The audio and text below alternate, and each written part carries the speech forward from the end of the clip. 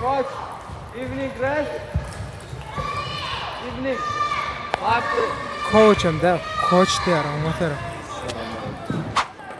Salam Ähli sport portalı adaları. Bilen yurdumda Yousef Sharifi Halkara derejeli, yani ikinci derejeli tälimçilerine ýörite maksatlaýyn, yani bilen yurdumda Türgenleşiklerde stoplansan Türgenlerini tälimleşdirmek için geldi. Yousef Sharifi, how are you? Hello, my friend. I am very happy to be talking to you. Thank you. Yousef, how many times a week, a day, and how many hours do you train? Okay, we have training every day. Only Sunday we have rest. We training morning and evening. Morning we have training for 2 hours, and evening 5 hours we have trainings. Yes, and we have two groups. One group for hopes team. Hopes team means under the 12 years old. Yes, yes. And second group for under the 19 years old.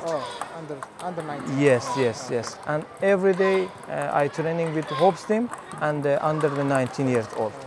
And now, what's your goal?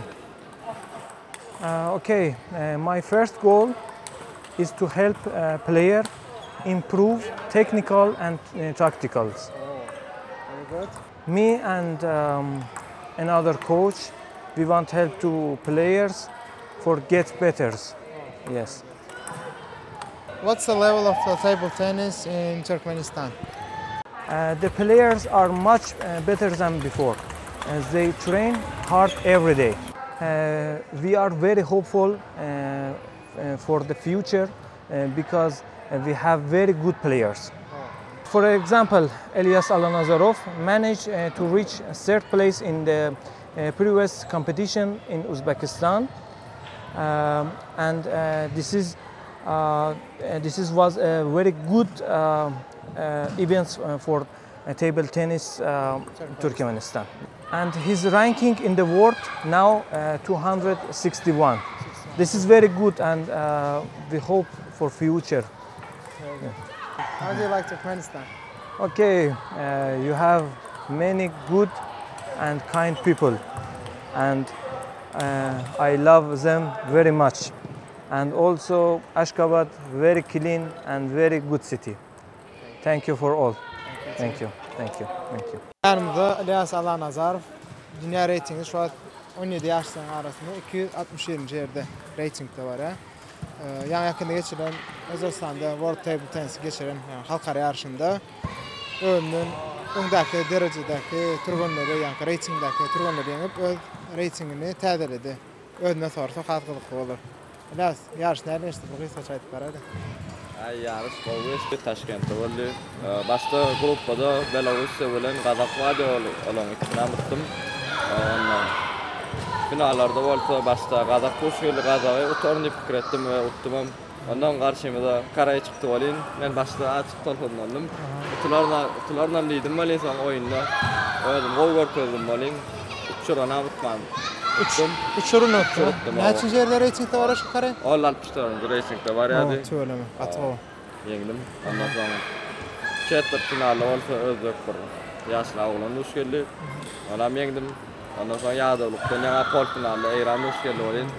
Onu tutulma da kıyınrak oldu. Kıyınrak. Ve şeydi bir yarıştı. Bayraklı 3. ona münasip oldu oradan.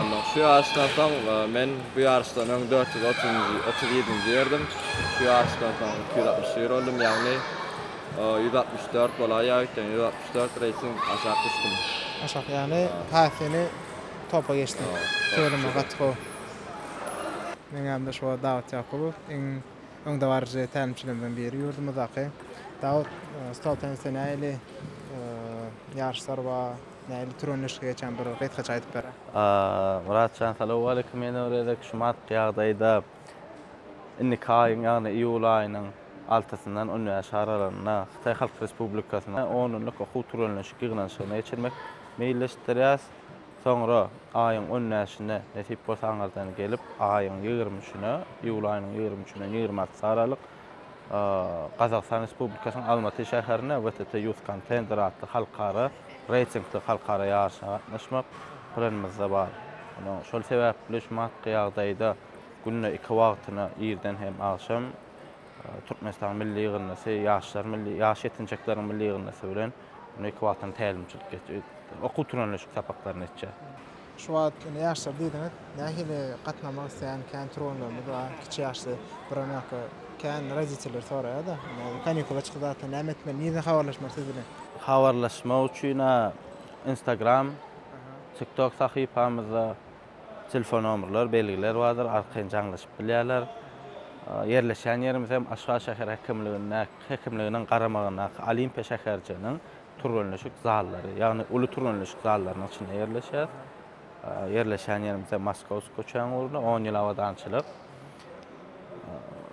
Türgenleşik sapaklarym ýaşyna görä 4 ýaşdan 8 ýaş aralyk kabul etjär.